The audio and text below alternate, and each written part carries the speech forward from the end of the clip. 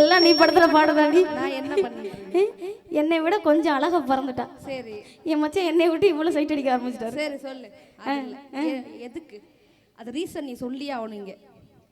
என்ன எல்லா ஊருக்கும் கச்சேரி போகையிலையும் சரி என் மச்சான் ஏமா நல்லபடியா போயிட்டு வா, பாட்டு பாடிட்டு வான்னு சொல்லுவாரு. சரி. இன்னைக்கு நம்ம கிடங்கிய வயல் வரும்போது மட்டும் என் மச்சான் போகாத அந்த ஊருக்குன்னு சொல்லிட்டாரு. தம்பி நல்லா கேட்டுக்க, பாண்டி இருக்கியா? ஆமா, கிடங்கி வயல் வரும்போது மட்டும் எங்க மச்சான் கச்சேரிக்கு போக கூடாது, ஒன்றும் போக கூடாதுன்னு சொல்லிட்டாப்ல. நான் ஏன் மச்சான் எல்லா ஊருக்கும் கச்சேரி போகையில போக சொல்லுவியலே, கிடங்கி வயலுக்கு மட்டும் ஏன் போவேனான்னு சொல்றியேன்னு ஒரு வார்த்தை. என்ன சொன்னார் தெரியுமா? இந்த ஊர் ஆண்கள் எல்லாம் அம்புட்டு அழகம், எங்க கிடங்கி வயல் ஆண்கள் எல்லாம் அம்புட்டு அழகம், விசில பறக்கணும். ஆமா. அப்ப அங்க ஒரு அக்கா கேக்குறாங்க, ஏம்மா எங்க ஊர்ல ஆண்கள் மட்டும் தான் அழகா, நாங்க அழகு இல்லையா? அப்படி கிடையாது, எல்லா ஊர்லயுமே பெண்கள் அழகு. கிடங்கி வயல் மட்டும் இல்ல, எல்லா ஊர்லயும் பெண்கள் அழகு. ஆனா குறிப்பா ஆண்கள் இங்க அழகா. இங்க வந்தா நான் இந்த ஊர்லயே தங்கிடுவேன், நான் கச்சேரியை முடிச்சுட்டு வீட்டுக்கு போக மாட்டானா. நீ வீட்டுக்கே வராது.